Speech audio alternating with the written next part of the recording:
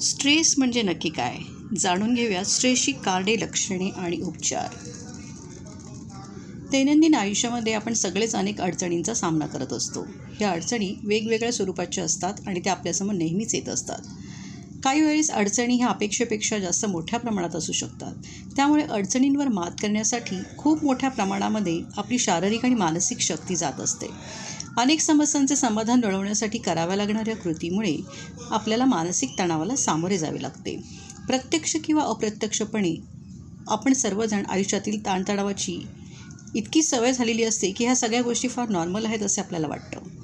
अशा अनेक मानसिक तणावामुळे काम करण्याच्या क्षमतेमध्ये तसंच एकूण परफॉर्मन्समध्ये सुद्धा निगेटिव्ह परिणाम आपल्याला दिसतो. ह्याला स्ट्रेस असे म्हणतात. आता स्ट्रेस किंवा टेन्शन म्हणजे नक्की काय? स्ट्रेस आपल्यासाठी किती धोकादायक आहे?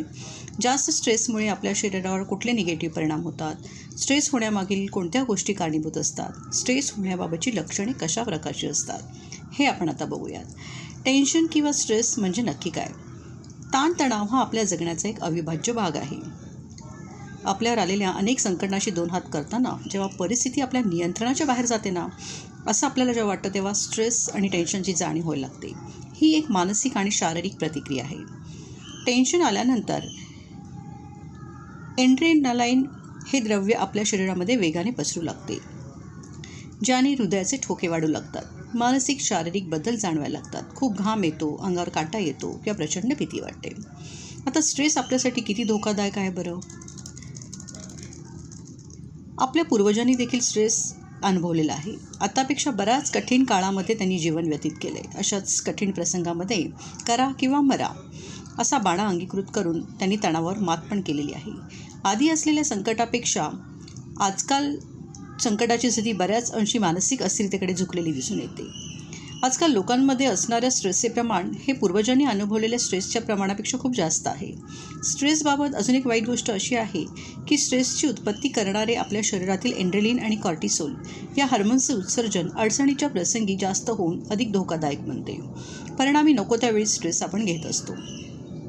अधिक कालावधीसाठी जर स्ट्रेस झाला ना तर इम्युन सिस्टीम आणि हृदयाला तो खूप हानिकारक असतो. ह्याशिवाय इतर आजारांवर सुद्धा मात करण्यासाठी आपल्यामध्ये असलेली शारीरिक मानसिक शक्ती जास्त स्ट्रेस असल्याने कमी जास्त होत असते. त्याचा परिणाम आरोग्यावर होतो. म्हणजे स्ट्रेसमुळे मनुष्य आजारी होण्याची शक्यता भरपूर वाढते. पॅनिक डिसऑर्डर म्हणजे काय? ज्यावेळी आपल्यावर आलेल्या अडचणीबाबत दर 10 सेकंद हा महत्त्वाचा असून त्यावर त्यावेळी योग्य निर्णय घेणे गरजेचे असते. अशावेळी जर स्ट्रेसचे प्रमाण बऱ्याच प्रमाणामध्ये वाढते.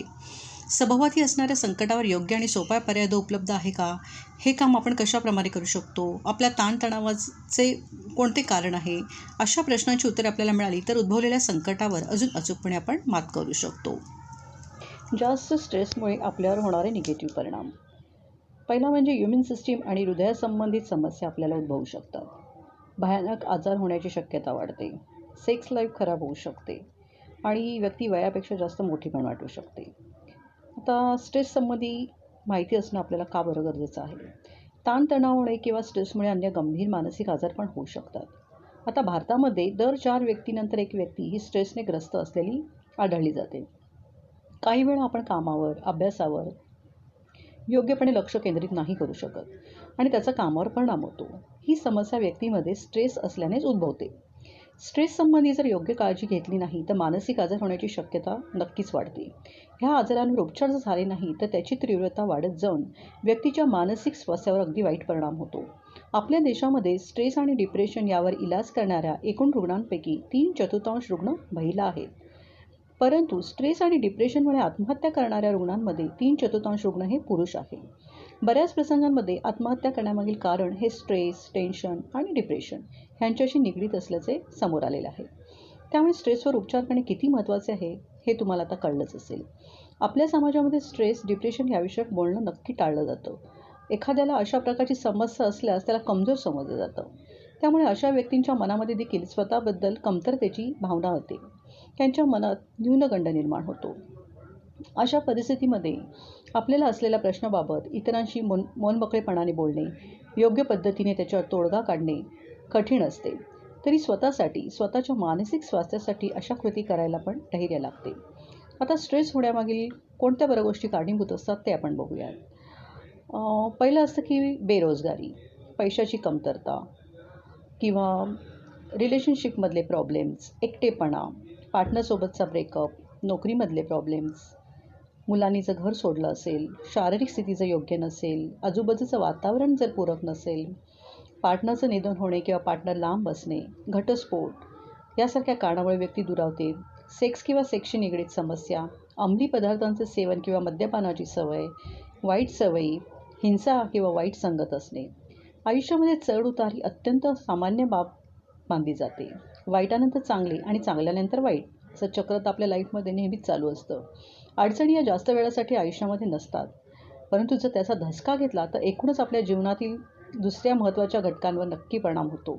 स्ट्रेस होण्यामागे मुख्य लॉजिक असे मानले जाते की स्ट्रेसला, टेन्शनला सामोरे न गेल्याने आणि आपण त्याचा विरोध न केल्याने स्ट्रेस कधीच जाणार नाही.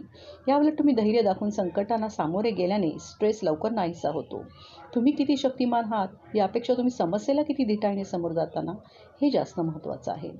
स्ट्रेस असल्यास प्रत्येक गोष्टीकडे पाहण्याची आपली वृत्ती ही सकारात्मक असायला हवी.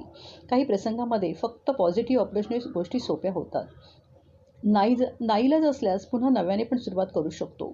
पण न घाबरता परिस्थितीवर मात करणे आणि परिस्थितीला स्वीकारणे हे अत्यंत गरजेचं आहे.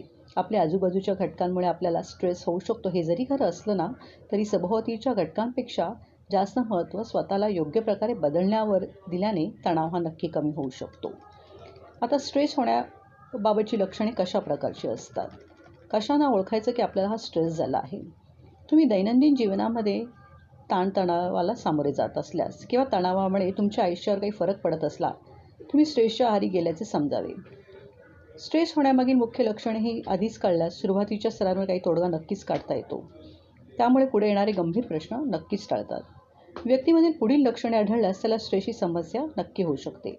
नेहमीपेक्षा जास्त किंवा कमी जेवणे, प्रचंड वेगाने मूड स्विंग्स होणे, आत्मविश्वास कमी होणे, प्रत्येक वेळा भीती, बेचैनी आणि अस्वस्थ वाटणे, नेहमीपेक्षा जास्त किंवा कमी वेळ झोपणे, गोष्टींचा विसर पडणे किंवा विसराळूपणा वाढणे, मद्यपान, अंमली पदार्थांचे जास्त प्रमाणात सेवन करणे किंवा इतर दिवसांच्या मानाने जास्त शारीरिकरित्या थकणे, मित्रमंडळी, कुटुंबातील व्यक्तींपासून लांब राहणे, व्यक्तीच्या वागणुकीमध्ये बदल होणे, काही कामामध्ये अडचणी येणे, कामावर लक्ष केंद्रित न होणे, आवडीनिवडीमध्ये जे पूर्वी आपण करत होतो त्यामध्ये बिलकुल मन न रमणे, विचित्र भास होणे, अस्तित्वहीन म्हणजे होपलेसनेसची जाणीव होणे.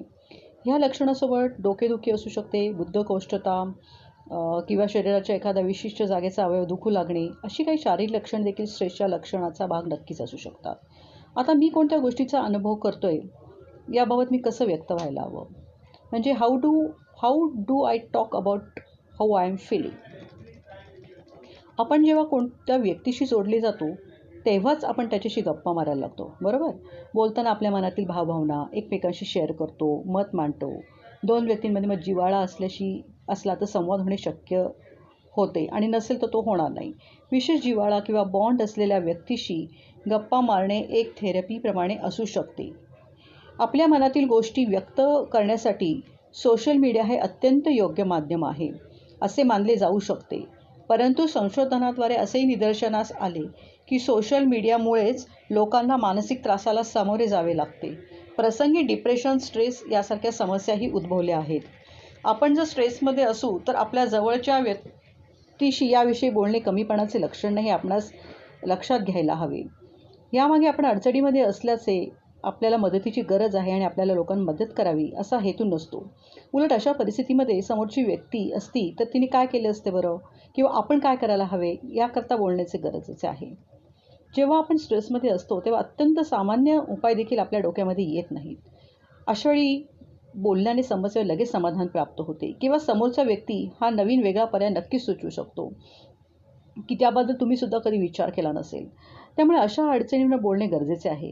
गप्पा मारताना आपल्याला काय वाटतं हे सांगणे फार कठीण काम नाही आहे. आपण व्यक्त झाल्याने समोरूनच उत्तर मिळते. पण तुम्ही व्यक्त झाल्याने तुम्हाला हायसे पण वाटू शकते. म्हणून जेव्हा कधी तुम्हाला त्रास होईल तेव्हा जवळच्या व्यक्तीशी नक्की संवाद साधा, व्यक्तीशी बोला, मन मोकळं करा. अगदीच घाबरू नका, डॉक्टरांचा पण सल्ला घ्या. आपल्या सर्वांना सर्दी, खोकला किंवा ताप हे आजार कधी तर झालेच असतील. या आजारामध्ये तुम्ही नक्की डॉक्टरांकडे जाऊन उपचार पण घेतले असतील. शारीरिक स्वास्थ्याची काळजी घेता मग मानसिक स्वास्थ्याबाबत समस्या आढळल्याने त्या डॉक्टरांकडे जाणे तितकेच गरजेचे आहे. स्ट्रेसमुळे, टेन्शनमुळे तुम्हाला खूप त्रास होत असेल आणि त्यातनं बाहेर पडणं तुम्हाला शक्य पण नसेल, पण तुम्ही लगेच डॉक्टरांकडे जाणे फार गरजेचे आहे. तज्ज्ञ मंडळी इतरांपेक्षा जास्त संवेदनशीलपणे तुमचे म्हणणं नक्की ऐकून घेतील आणि त्यासोबत समस्येवर योग्य तो उपचार पण सुचवतील. त्यांच्याशी बोलण्याने तुमचा फायदा होऊन तुमचे मानसिक स्वास्थ्य आधीपेक्षा जास्त सुधारण्यास नक्कीच मदत होईल. सर्दी पडसाप्रमाणे स्ट्रेस, टेन्शन, डिप्रेशन हे आजार देखील अत्यंत सामान्य आहेत. फरक एवढाच आहे की स्ट्रेस, टेन्शन या मानसिक अडचणीचा भाग आहे. इतर आजारांना जितके सिरियसली घेता तितकेच मानसिक आजारांना देखील सिरियसली घ्यायला हवं. जर तुम्हाला मानसिक ताणतणाव असेल तर मनामध्ये असलेला न्यूनगंड सोडून द्या आणि एका मानसोपचार तज्ज्ञाची भेट घ्या.